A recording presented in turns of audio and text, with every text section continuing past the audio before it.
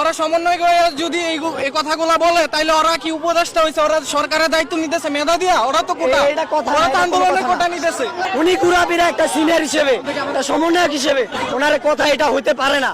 এখন আমাদের একটাই দাবি, এক দফা এক দাবি, পরীক্ষা বয়কট। এখানে অনেকে এই আন্দোলনে শহীদ হয়েছেন, এখন ওরা কি এখন এইচএসসি ফেল ট্যাগ নিয়ে মারা যাবে? আমরা সেটা চাচ্ছি না।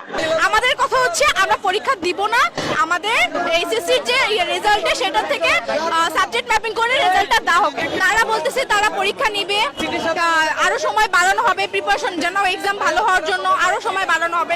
আমরা তো এটাই বলতে চাচ্ছি যে আমরা সময় নষ্ট করতে চাচ্ছি না, আমাদের অলরেডি অনেক সময় নষ্ট হয়ে গেছে। আমরা 6 মাস ধরে এক্সাম দিই, আমরা তাহলে কি এক্সাম 6 মাস ধরে দিব, তারপরে ভার্সিটির প্রিপারেশনের সেগুলো আমরা কতদিন ধরে প্রিপারেশন নিব? ভার্সিটিতে ভর্তি আমরা কি 1 বছর ধরে শুধু আমরা ভার্সিটিতে ভর্তি হওয়ার জন্য প্রিপারেশন নিব? আমাদের কথা হচ্ছে আমরা পরীক্ষা দিব না, আমাদের এইচএসসি যে রেজাল্টে সেটা থেকে সাবজেক্ট ম্যাপিং করে রেজাল্টটা দেওয়া হবে। উনি আবার বলতাছে এক হিসেবে এটা কোটা। আমরা কি বলছি একটা কোটা?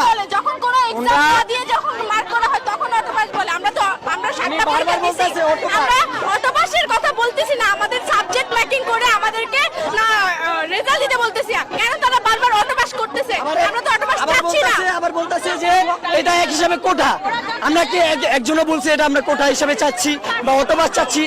উনি কুরাবিরা একটা সিনিয়র হিসেবে, একটা সমন্বয়ক হিসেবে ওনার কথা এটা হইতে পারে না। উনি বলতেছে আমরা কোটা চাইতেছি, আমরা কোটা চাইতেছি, আমরা মেধা চাই না। তো ওরা সমন্বয় করে যদি এই কথাগুলো বলে তাইলে ওরা কি উপদেষ্টা হইছে? ওরা সরকারের দায়িত্ব নিতেছে মেধা দিয়া? ওরা তো কোটা, ওরা তো আন্দোলনের কোটা নিতেছে। আমাদেরকে কেন অপমান করে দিতেছে? আমরা তো দাবি জানাইছি নাকি? এটা এক হিসেবে অপমান। আমরা তো বলি নাই যে আমরা পরীক্ষা দিব না বা কিছু, আমরা তো দিছি পরীক্ষা, তাই না? আমাদেরকে বারবার রুটিন চেঞ্জ করে আমাদের মন মানসিকতা সব নষ্ট করে ফেলছে। এখন আমরা পরীক্ষা দিতে চাচ্ছি না, আমরা যেগুলো দিছি সেগুলোর উপর সাবজেক্ট ম্যাপিং হবে। ওনারা বলতাছে আমরা ওনাদের কাছে আবেদন করছি, ওনারা আমাদের বলতাছে এখন যে ওরা নাকি আমাদের আরেকটু সময় দিবে। তো কি আমরা 1 বছর ধরে মিলে এইচএসসি পরীক্ষা দিব? ওনাদের আমরা যখনই আবেদন করছি ওনারা বলে আমরা নাকি এখন এইভাবে চাইতেছি যে আমরা হাফ অটো পাস। একজন সমন্বয়ক হিসেবে কি এটা কথা ওনার? এটা কেমন? ওনারা আমাদের সিনিয়র, ওনাদের কাছে আমরা জুনিয়র হিসেবে একটা আবেদন করছি। এখন ওনারা বলতেছে আমরা নাকি ধরতে গেলে হাফ অটো পাস, যাই চাই ওইটাই নাকি হাফ অটো পাস। আবার বলতেছে ওনারা আমাদের আরো সময় দিবে, আমরা প্রস্তুতি নিতে, তারপর পরীক্ষা দিতে। এখন আমরা আর কত প্রস্তুতি নিব? কিছুদিন পরে আমাদের অ্যাডমিশন পরীক্ষা, তারপর আমরা কি আমাদের রেজাল্ট দিবে 2025-এ। ভর্তি হইতে হইতে ইউনিভার্সিটি আমরা 2025 প্রায় শেষ হয়ে যাবে। তারপরে আমরা কিভাবে আমাদের যে মূল্যবান সময়টা নষ্ট হইতাছে এটা কি ওনারা আমাদের ব্যাক দিবে?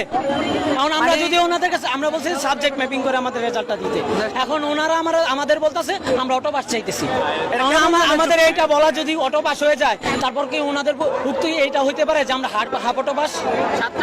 আমরা এখন আমরা সুন্দর করে ওনাদের কাছে বলতেছি, ওনারা শুধু যুক্তি দিতেছে, ভিত্তিহীন যুক্তি, কোনো যুক্তির ভিত্তি নাই। ওনারা বলতেছে যে আমাদের সময় দিবে, আমরা আরো প্রস্তুতি নিতে, তারপর পরীক্ষা দিতে। আর কত সময়? আর কত সময়? আমরা কি 2025-এ যাই পরীক্ষা দিব? এটা কোনো কথা? আপনারাই বলেন। এখন আমাদের একটাই দাবি, এক দফা এক দাবি, পরীক্ষা বয়কট। আমরা আমাদের আবেদন জানাইছি, আমাদের কথা শুনে নাই। এখন আমাদের এক দফা দাবি, পরীক্ষা বয়কট। সত্য, বস্তুনিষ্ঠ ও নিরপেক্ষ দৈনিক জনবাণী।